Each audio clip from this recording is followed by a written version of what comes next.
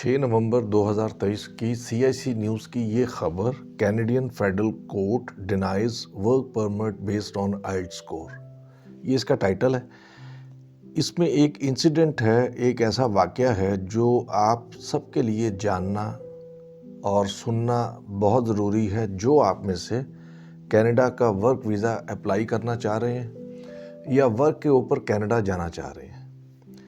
मैं आपको इसको 2 हिस्सों में एक्सप्लेन करूंगा। पहले आपको न्यूज़ सुनाऊंगा कि न्यूज़ में क्या इंसिडेंट हुआ ईरानी लड़की के साथ।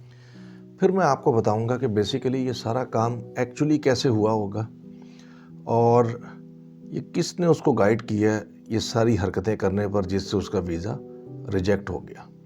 तो सबसे पहले आप न्यूज़ सुने, क्योंकि ये वो वाक़या है जो रियल लाइफ में हो चुका है लोगों के साथ। मैं आपको वो वाक़े सारे बयान करता हूँ जो न्यूज़ में CIC की जो ऑथेंटिक न्यूज़ हैं उसमें आते हैं, या UK की जो आपके ऑथेंटिक सोर्सेज होते हैं वहाँ से बयान करता हूँ, ताकि जो वाक़या दूसरों के साथ हो चुके हैं वो कम से कम आपके साथ ना हो, आप सबक हासिल कर लें और सीख लें, बजाय इसके कि आप भी उसी प्रोसेस में से गुज़रें। तो अब ज़रा न्यूज़ देखते हैं कि हुआ क्या। ये एक ईरानी खातून थी और इसका नाम था मरियम, और ये home design and renovation manager का इसका स्टेटस था, इसका ओहदा था। 7 इयर्स का इसका एक्सपीरियंस ईरान का था। ब्रिटिश कोलंबिया की एक कंस्ट्रक्शन कंपनी थी, उसमें यही वाली जॉब एडवर्टाइज हुई। न्यूज़ के मुताबिक इसने अप्लाई किया, ये इसको LMIA मिल गया। इसने आइल्ट्स किया, उसमें इसका ओवरऑल 5 स्कोर आया। इसने वीज़ा अप्लाई किया। वीज़ा अप्लाई करने के बाद वीज़ा ऑफिसर ने इसका वीज़ा रिजेक्ट कर दिया। उसने कहा कि मेरा ख्याल ये है, अब वीज़ा ऑफिसर ये बता रहा है कि इसकी जो लिंग्विस्टिक स्किल्स हैं, जो इसकी इंग्लिश है, वो इस काबिल नहीं है, क्योंकि 5 स्कोर ओवरऑल आइल्ट्स का बहुत बेसिक सा है, ये कोई कॉम्पिटेंट स्कोर नहीं है। तो जो जॉब की रिक्वायरमेंट है, यानी कि जो मैं बार बार आपको बताता हूँ कि पहले नॉक देखा करें, टीयर देखा करें, तो जो नॉक में अंदर जॉब की रिक्वायरमेंट है उसके अकॉर्डिंगली इसका जो स्कोर है वो लो है। ये अपनी ड्यूटीज़ वहाँ पर जाकर परफॉर्म नहीं कर सकती, वीज़ा रिजेक्टेड। क्लियर हो गई बात। ये थी स्टोरी का फर्स्ट पार्ट। इसके बाद इसने वहाँ पर फेडरल कोर्ट में कनाडा के अंदर केस किया। जब इसने केस किया तो वहाँ पर इसने प्ली ये ली कि वर्क वीज़ा अप्लाई करने की रिक्वायरमेंट आइल्ट्स नहीं है। ठीक है, इस पे भी मैं एक अलग वीडियो बना चुका हूँ, जिसमें मैंने ये बताया कि वैंकूवर का जो लॉयर था, कैसे उसने मेरे एक जो कमेंटेटर है उसको मिसगाइड किया। उसने कहा आइल्ट्स की तो ज़रूरत थी ही नहीं, ना जॉब अप्लाई करने के लिए, ना ये वीज़ा अप्लाई करने के लिए। तो मैंने तो एडिशनल मतलब कर दिया। ये इम्प्लिसिट मीनिंग है उसका कहने का, छुपा हुआ मतलब। तो उसने कहा दूसरी बात ये है कि वीज़ा ऑफिसर ये नहीं बता सका कि किस तरह से उसने मेरी लिंग्विस्टिक एबिलिटीज़ को जज किया, क्योंकि आपको पता है कि इंटरव्यू वगैरह आजकल नहीं होते, एप्लीकेशंस का बड़ा रश होता है। तो उसने कहा इसके पास कोई रीज़न नहीं थी, इसलिए मेरे इसके वीज़ा ऑफिसर के डिसीजन को रिवर्ट किया जाए और मुझे ये वीज़ा दिया जाए। लेकिन फेडरल कोर्ट ने क्या डिसीजन किया? फेडरल कोर्ट ने कहा देखें ठीक है कि उसके लिए, जॉब के लिए और वीज़े के लिए आइल्ट्स की रिक्वायरमेंट तो नहीं थी, लेकिन अगर हम नेचर ऑफ जॉब को देखें, बात समझ आई? नेचर ऐसी है, नेचर इसकी ऐसी थी कि ये सुपरवाइजरी मैनेजेरियल जॉब थी, जिसमें इसने सब कॉन्ट्रैक्टर के साथ, यानी कि प्लम्बर्स, इलेक्ट्रीशियंस, कारपेंटर्स, डिफरेंट किस्म के जो लोग थे उनके साथ इंटरेक्ट करना था, उनको इंस्ट्रक्शंस देनी थी, और इंस्ट्रक्शंस इसने फिर उस सारे काम को सुपरवाइज भी करना था। तो उन्होंने कहा इसमें यार इंग्लिश की इन्वॉल्वमेंट बहुत ज़्यादा है, यानी कि आप इंग्लिश में इंटरेक्ट करेंगे ना कनाडा में जाकर। क्यूबिक में जाएंगे तो वहाँ पर फ्रेंच की रिक्वायरमेंट ज़्यादा होगी, फ्रेंच लैंग्वेज की। उन्होंने कहा आपका जो काम है ठीक है, आप स्किलफुल होंगे, आप कर भी सकते होंगे, लेकिन कनाडा के अंदर ये काम करते हुए लैंग्वेज बैरियर है। क्लियर हो गई यहाँ तक बात?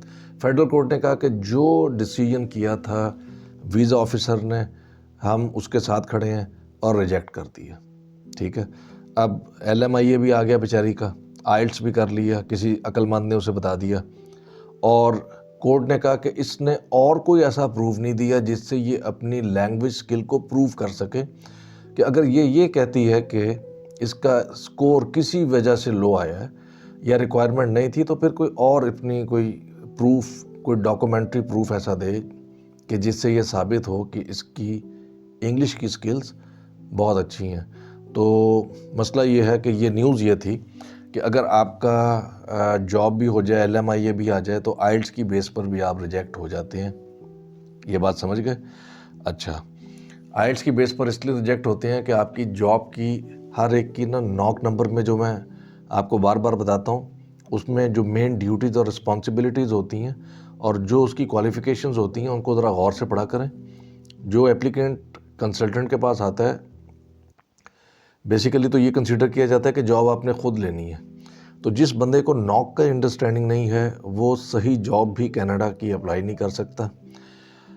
اسی لیے پھر ہمیں ہوتا یہ مسئلہ کہ LMIA آنے کے بعد بھی ویزا ریجیکٹ ہو جاتا ہے. تو یہ لوگ جو کلیم کرتے ہیں کہ ہم نے ڈن کروا دیا, یہ ڈن بھائیجن کچھ بھی نہیں ہے, یہ بڑا مشکل کام ہوتا ہے. اب آتے ہیں سٹوری کی دوسرے پارٹ کی طرف.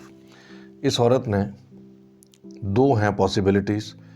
نمبر 1, مجھے نہیں لگتا کہ 5 آئلٹس والا 5 جس کا اوور آل بینڈ ہو وہ خود سے جاب لے سکے. اسے ملا ہے کوئی کینیڈا کا کنسلٹنٹ, اس نے اس کو پٹی پڑھائی ہے کہ میں تیرے لیے جاب ارینج کرتا ہوں. کوئی $35,000-40,000 کی یہ گیم چلی ہے. اس نے جاب ارینج کی ہے. کیس کو سٹرونگ کرنے کے لیے اس نے اسے آئلٹس کروا دی ہے.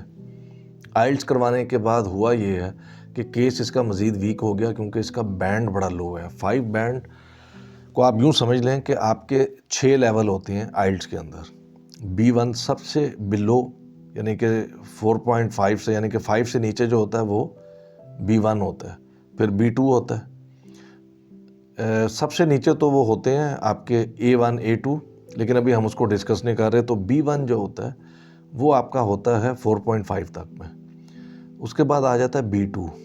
یہ تھی B2 کے اندر, لیکن B2 کے اندر 2 کیٹیگریز ہوتی ہیں. ایک آپ کا جو فنڈامنٹل بیسک یوزر ہوتا ہے, ایک آپ کا کمپیٹنٹ یوزر ہوتا ہے. تو بیسیکلی عدالت بھی یہ کہہ رہی تھی, ویزا آفیسر بھی کہہ رہا تھا کہ اس کا 6 سے اگر اوپر ہوتا تو ہم اس کو کنسیڈر کرتے کمپیٹنٹ یوزر کے اندر. تو یہ کمپیٹنٹ نہیں ہے تو یہ کام نہیں کر سکتی. یہ بات سمجھ آئی؟ اچھا, اب کنسلٹنٹ صاحب نے اس کو مس گائیڈ کیا کیا ہے؟ کنسلٹنٹ نے اس کو مس گائیڈ یہ کیا ہے کہ اس سے آئلٹس کروا کے ویزا اپلائی کروا دیا. اور دوسرا مجھے کیوں لگتا ہے کہ اس نے کنسلٹنٹ ہائر کیا تھا, اس کی وجہ یہ ہے کہ جو کینیڈا کے کنسلٹنٹ ہیں, جو UK کے اور US کے کنسلٹنٹ ہوتے ہیں, ان کی گیمیں یہی ہوتی ہیں کہ وہ ویزا آپ کا اپلائی کروا کے ریجیکٹ کرا کے وہاں پر فیڈرل کورٹ میں جا کر چانس لیتے ہیں ایک. ٹھیک ہے, اس میں جتنے پیسے آپ کے لگے ہوتے ہیں, اس میں جتنی آپ کے مسئلے مسائل ہوتے ہیں, وہ آپ کا خرچہ ہے. اب وہ $40,000-45,000 لگا کر کینیڈا کے برباد ہو کر بیٹھ گئی عورت. فیڈرل کورٹ میں جو انہوں نے فیصلہ کیا ہے اس میں بھی اتنا فضول قسم کا انہوں نے بنیاد بنائی جو کہ بیسیکلی ان کو نہیں بنانی چاہیے تھی, اس وجہ سے کہ یا تو آئلٹس کرتے نا, ڈاکومنٹری پروف کچھ اور دیتے لینگویج سکلز کا. ٹھیک ہے, اور یہ میں نے آپ کو پچھلی دفعہ بھی نہیں بتایا تھا کیونکہ ورنہ پھر کنسلٹنٹ اس کو مس یوز کرنا شروع کر دیتے ہیں. ایک اور ویڈیو میں بھی میں نے آپ کو بتایا تھا کہ ایک تیسرا طریقہ بھی ہوتا ہے لنگوسٹک پروفیشنسی شو کرنے کا. اچھا, دوسری یہ کہتے, یہ جو اس بات پر لڑتے رہے ہیں کہ ویزا آفیسر نے اس کے پاس کوئی پروف نہیں تھا, تو اس کا مطلب ہے کنسلٹنٹ صاحب بھی فارغ تھے, وکیل صاحب بھی فارغ تھے, ویزا آفیسر اور کورٹ دونوں کے پاس پروف تھا 5 اوور آل آئلٹس بینڈ. یہ بات سمجھ گئے؟ اس لیے کنسلٹنسی کو اتنا آسان کام نہیں ہے. اس میں بہت زیادہ عقل اور سوچ اور فہم اور فراست کے ساتھ ڈیسیژن کرنا پڑتا ہے کہ اگر یہ اس کو ایک کیٹیگری جاب ڈاؤن کروا دیتا, مقصد تو یہ تھا نا کہ یہ پہلے کینیڈا میں لیگلی ان ہو, جب یہ وہاں چلی جاتی تو پھر پروموٹ ہو جاتی. ٹھیک ہے, تو یہ ہوتی ہیں جہالتیں جب ہمیں کام کرنا نہیں آتا. اب پرابلم یہ ہے کہ اس کیس کے اندر اچھا خاصا سب کچھ بنا بنایا برباد ہو گیا, صرف کنسلٹنٹ اور وکیل کے غلط مشوروں کی وجہ سے.